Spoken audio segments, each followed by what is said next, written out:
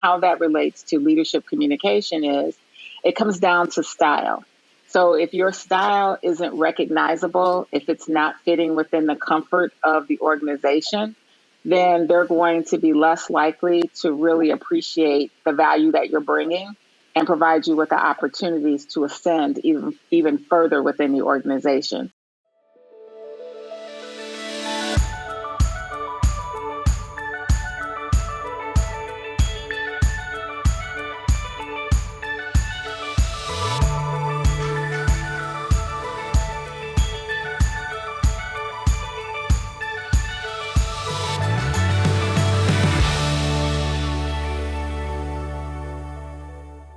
Hi everyone, I'm Barbara Boldt. Welcome to this episode of Confluence, where we explore communication at the boundary of language and culture.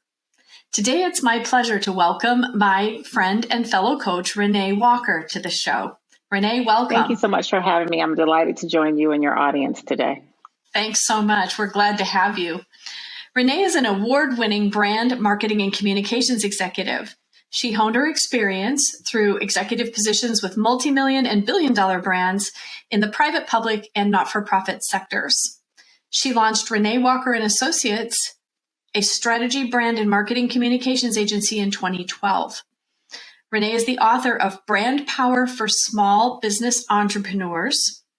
She's also a Newsweek Expert Forum contributor, a featured contributor to various industry publications, and a national speaker on brand, leadership, and marketing.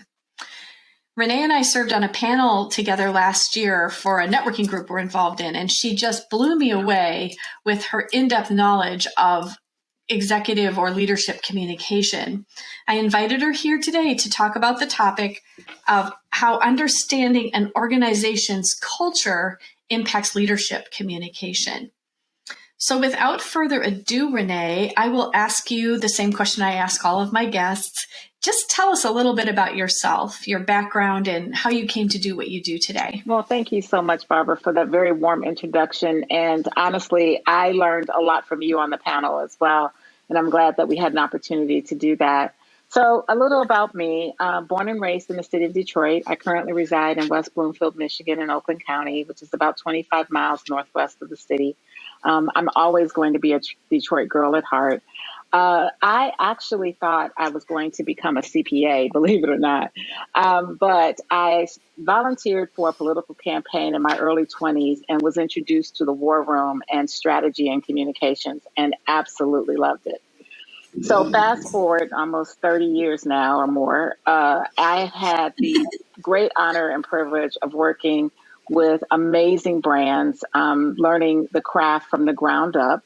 And more importantly, I get to marry the kind of analytical side of my brain with what I didn't realize I had was a creative side. So I'm super, super excited.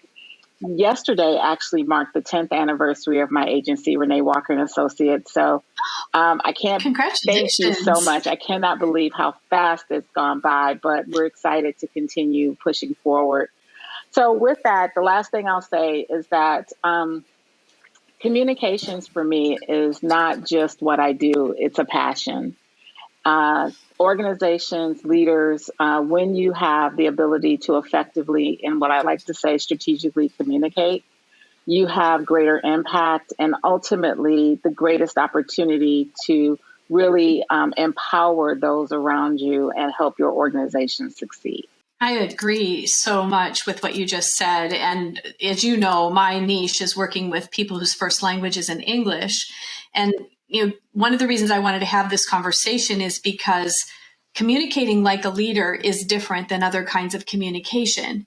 And it's more challenging no matter what language you're speaking. And even for people whose first language is English, leadership communication is often something people have to learn.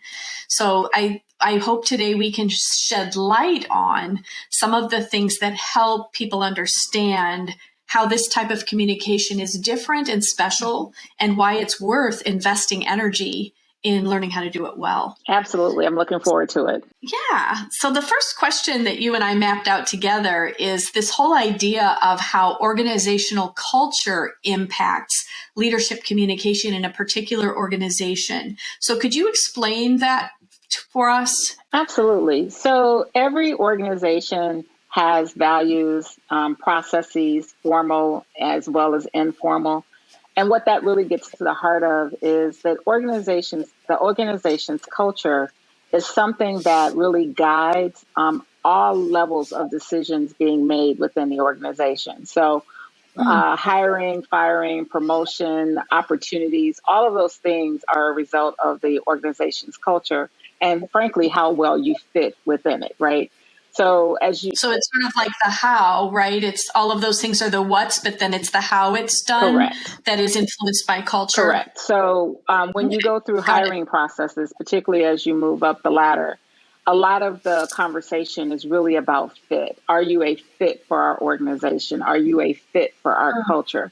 As you ascend the ladder, the expectation is you have the record skills and talent required, but it comes down to, will you fit into our culture? Will you fit into our organization? Will you join our other leaders in how we lead our employees and our partners?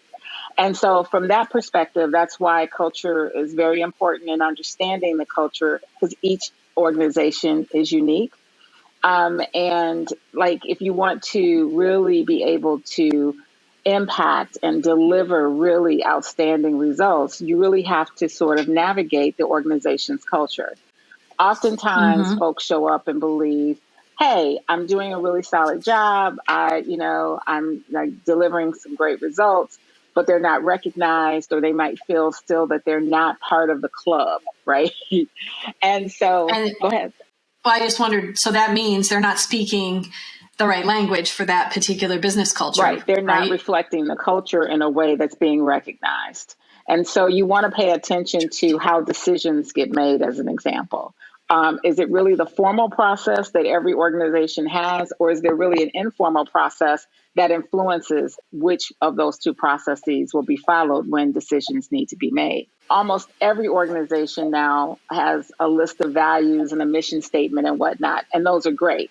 But how do they really live those values, and how does that mission really played out internally? It can often be different, and understanding kind of what those nuances are extremely important. And how that relates to leadership communication is, it comes down to style. So if your style isn't recognizable, if it's not fitting within the comfort of the organization, then they're going to be less likely to really appreciate the value that you're bringing and provide you with the opportunities to ascend even further within the organization. So you really have to become a member of the club. Now, I say that, and I mean that, but you don't give up your authenticity. So the challenge with leadership communication is being authentically who you are, while also navigating and appreciating the culture in which you're working. I think that's so interesting. And it's very interesting because you're talking about corporate culture. In my work, I talk about national culture often, which is, it's part of that organizational culture for sure. And it's that ability to code switch that is the trick, or the skill, I guess, that people learn.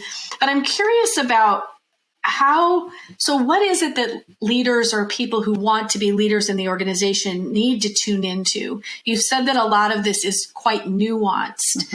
What are people looking for as they try to read this culture? Sure. So the basic, first and foremost, the basic thing is, what type of culture is it? Is the organization innovative, meaning that they're early adopters and they take calculated risk? Like, no organization wants to just dump a ton of money and resources into something that has no shot, or it's not feasible. But if they're innovative, then they will definitely recognize that there could be some failure. They expect that to be minimized, but they ultimately expect that it is an ultimately calculated risk, but they will actually move forward. Then you have organizations that are more status quo. So they don't really move the needle one way or another. Once the water is safe, they sort of start to wade one way or another, but they're not going to be early adopters. So they're probably the middle of the pack. and the most rigid of organizations to be involved in is risk averse, which means that even given a ton of data and every opportunity to move forward, they're likely going to lag because they are fearful of failure, right? Whereas an innovative company or organization will embrace failure because they understand that's part of the growth process. But again, they want to mitigate it, and they want it to be a calculated risk, not just let's wholesale go out there, right? Risk. So if I'm sitting in a meeting in a company as an employee, I'm like observing how decisions get made, what the outcomes are. I mean, I guess if I were sitting in a meeting, I could identify if a company like punished someone for failing or yes. So you want to back up a little bit, and you just want to understand holistically what is the culture of the organization. So how routinely do they operate? Are they usually leading edge? Are they usually sort of in the middle and they move once, there's been some work done in that space by peers and competitors? Or even given all that, they're most likely to still be lagging behind, even those who are status quo. So it's a totality of the organization. Like, how do they make decisions with respect to being in the marketplace? When are they bringing new services or products to the market? What does that process look like? What is the hiring process really like? Like, everybody has a checklist and they check all the boxes, but what are those other attributes? Like, are they really focused on cultural fit? Or are they more aligned toward wanting to bring people in who are going to have diverse opinions? So you really want to make sure you understand kind of how the organization functions and what their appetite is for change. Because if you're in a risk averse culture and you're highly innovative, then that is going to be a mismatch. So you can still manage that relationship, but you need to be cognizant of that, right? For sure. Yeah, definitely. And I guess that would happen all the way back at the hiring process if all goes well, right? You'd get hired into a company that you feel comfortable in, which would then to me indicate that learning that style of communication wouldn't be so difficult. I think it would be harder for somebody who's mismatched, right? Absolutely. If somebody finds themselves Yeah. Absolutely. But even if it's a good cultural fit, making sure that you can be authentic in a way that's true to yourself and you're not diminishing your passion, your power, your ability to empower your employees. So it comes down to really understanding, again, how are decisions made? Who are the influencers? What is their currency, right? These are all the questions you want to know. So once you know what the organization's type is, it's innovative, status quo, or risk averse, then you want to start looking at the leaders. Who actually can get things done? Who can have an idea and all of a sudden we're like moving forward on it? Where are the obstacles? What is their currency? So there's an entire conversation to be had around what's known as influence mapping, right? So you want to understand who the players are. You want to understand what they care about most. You want to understand kind of what they value most. And using all of that information gives you a much better playbook on how to be authentic within that particular culture. So that tells you who you need to influence, and maybe there's something specific about their style that you need to tune into or mimic. Is mimicking ever a good idea? I don't think so. I think what you want to do is understand who they are, and you have to build a team, right? You need supporters. So when you look at influence map and whatnot, you will have promoters, people who are really good cheerleaders. So if your ideal is starting to move, you want them on board because they can get you further down the field. You want champions, people who actually have the ability to influence senior leadership or the executive team so that your ideal can actually be considered, right? Then you have those who are bystanders. They don't hurt you or they don't harm you. It's just good to know who they are. And then finally, they're clogs. And those are individuals who are either by position or personality or title could potentially derail your move forward, your idea, your project or whatever not. So you really have to understand the various personalities engaged in the final decisions. and then be able to build a team that supports you as you move forward with the organization. So you need your people who promote you, and then you need to know who your detractors might be. Mm-hmm. You don't necessarily want them on your team. Yeah, it's strategic, isn't it? It's like Peyton Place, or I mean, that's an antique phrase, I guess, these days. But it's that you've got to know the environment and the players in order to know who to communicate with, not only what to say to them. Exactly. And, it's no different than if you're, trying to market a product or service. Your brand needs to be, you need to invest in your brand. It needs to be authentic. It needs to fit within the culture. You can navigate that. Even if you're mismatched, you can still navigate it. It takes so much more work, but you can do it. But what's really important is understanding your audience and understanding what they care about. So when you're going through and trying to determine all of this, right, you start small, you really observe a lot, you listen intently, actively, so that you're understanding how things are phrased, what people care about, what their priorities are. So when you're having have the opportunity to have conversations with them, you can meet them where they are. And that's no different than any other communication application that you would do, right? Whether it's internal, external, marketing, advertising, sales, whatever it is. It's the same principle, but it's just brought down to a more personal level. Yeah, I think one of the most important things is listening to what people say and the words they use as they speak about something, whatever it is, if it's a product, if it's a concept, and then being sure in your response or when you talk about that you're using similar language so that it twigs with them, because people are typically using language that they value or that makes sense to them anyway. And by being sure to use that language in your way of speaking about whatever it is, I think they are more likely to hear you. 100%. Exactly. Yeah. And it can take effort. Your point about authenticity, I think, is an important one, because some people always want to just be themselves. And it's important to be yourself. I totally get that. But when I was teaching a lot of intercultural communication, I would sometimes say just being yourself isn't going to be enough in this situation. And I do think there's, obviously, if somebody has to put themselves in a position of being uncomfortable all the time, every day, it's not a good situation. But sometimes in order to get our message across, we have to make that little bit of extra effort to maybe use vocabulary that we wouldn't normally use, or, whatever it is, so that we're sure that we get the result we need. So would you agree that short-term discomfort is an okay thing in this, when we talk about leadership communication? Absolutely. It's a growth process, right? Every situation is different. There are a lot of nuances. You won't necessarily always get it 100% right, but that's okay. There shouldn't ever be a situation that you shouldn't be able to recover from.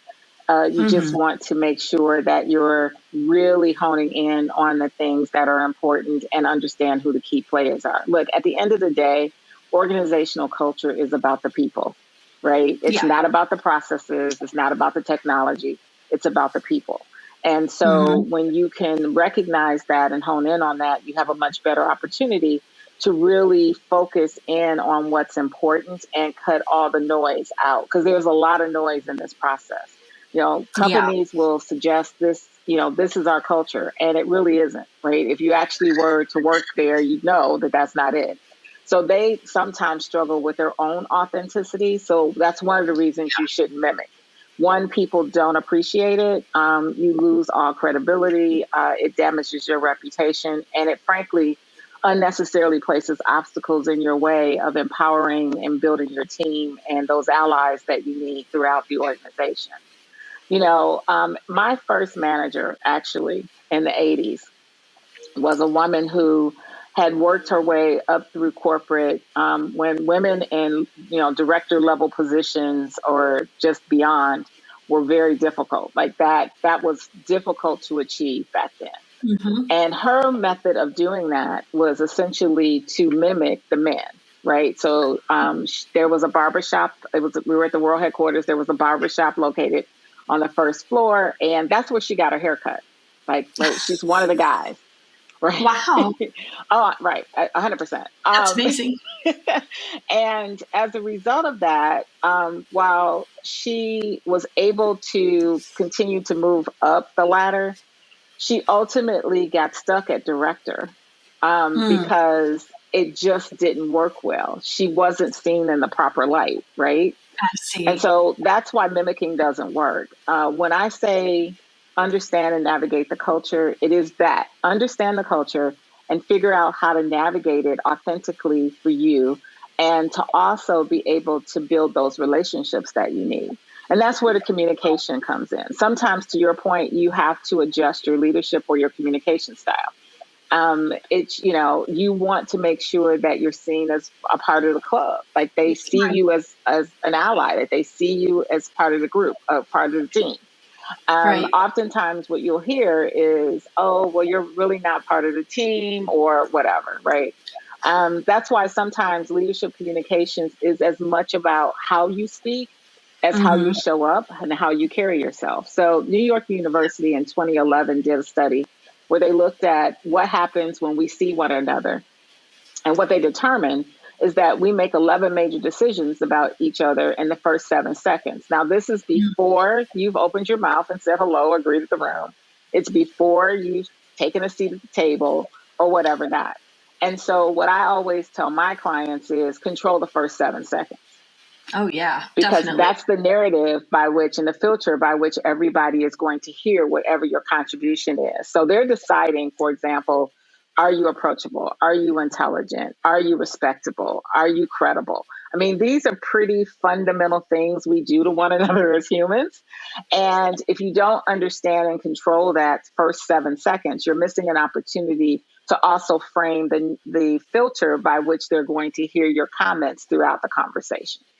Right, because if you don't get that first 7 seconds right in their mind, I mean, it's their judgment. So you don't even know what you're trying to influence, what might be credible to them, or what might be one of those other attributes. So yeah, definitely, I've always taught the same thing, that you've got to make that good first impression, because it's hard to undo it. Correct. It's very And it should be difficult. authentic. So, Right.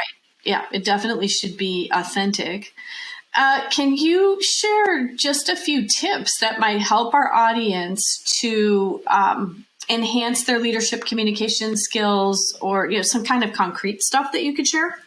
sure. So I would say, you definitely want to work on what's known as executive presence, right? We all Mhm. know those single name celebs and athletes that you only need to know their first name and you know exactly who everybody's talking about. Well, that's great, but in this scenario, what I'm suggesting is you want to make sure that you show up authentically, and you want to show up as a leader.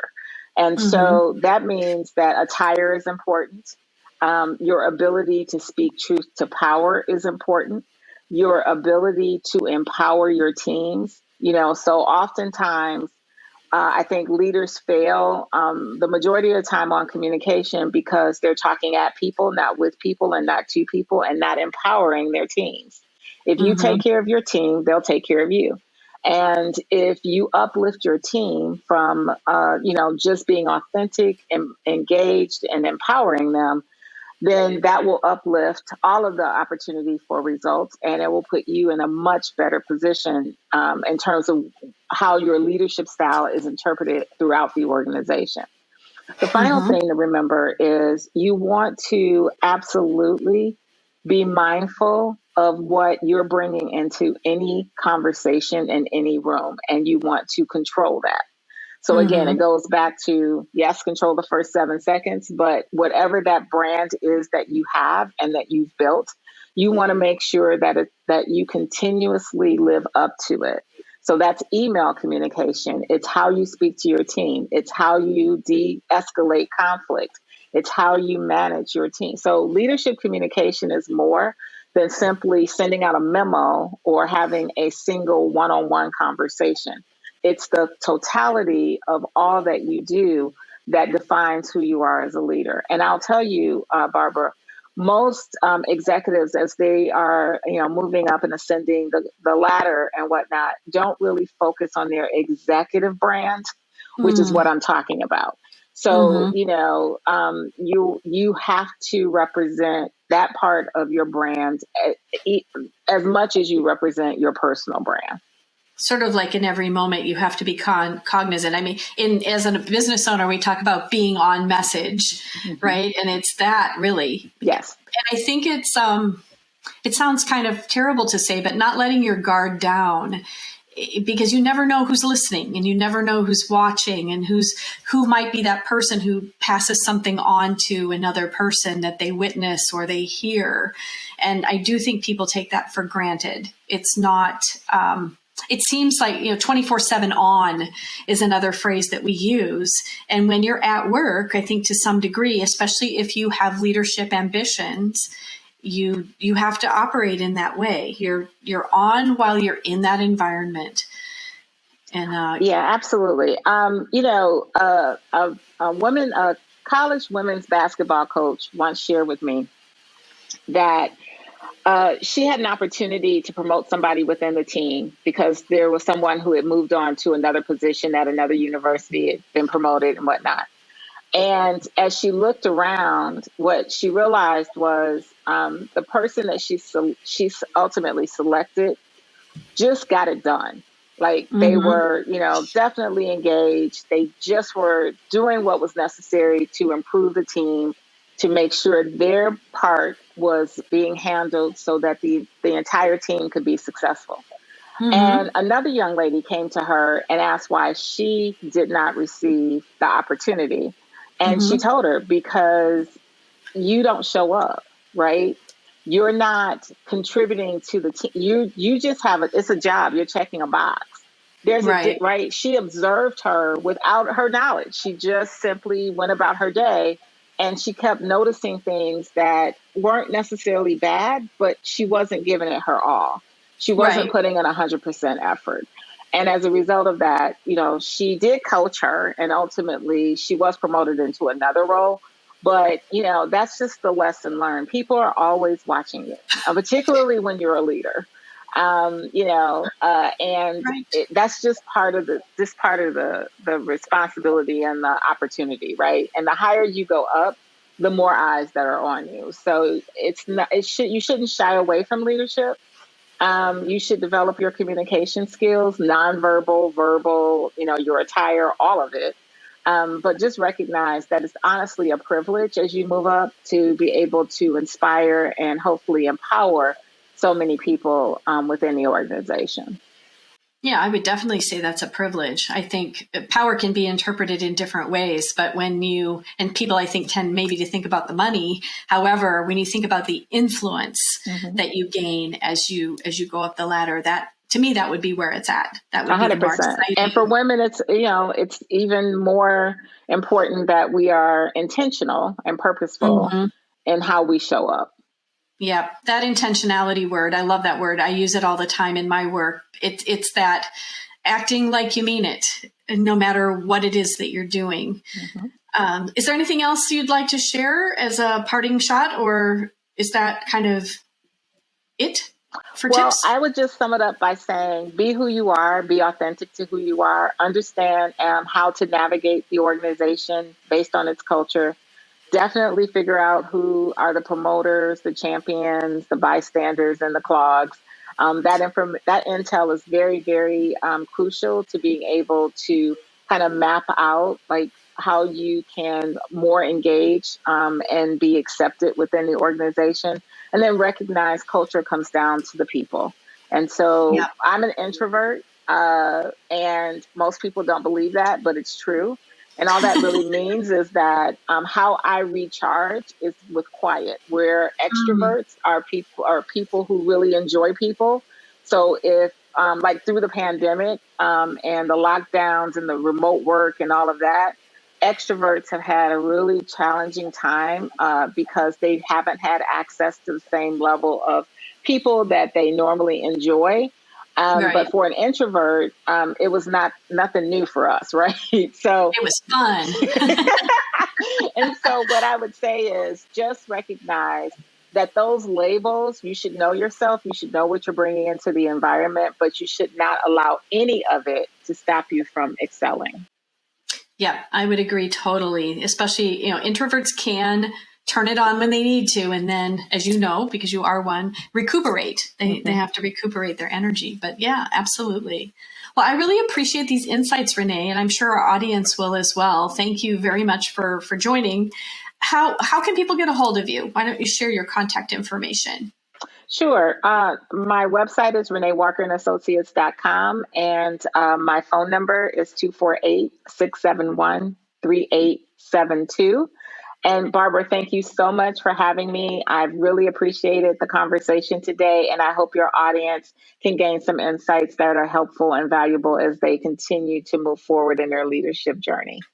Thank you so much. And we got it from a real expert today. So I very much appreciate your being with us today. Before we sign off, I'd just like to say to the audience, thank you so much for tuning in. We always appreciate the eyes on the show. If you enjoyed it, please give it a like and consider subscribing to the channel. If you'd like to help in improving your leadership communication skills, particularly if you're a non-native English speaker, head on over to boldtglobal.com and book a free consultation. I'd be happy to listen to you and give you some feedback. Ci vediamo la prossima volta. We'll see you next time.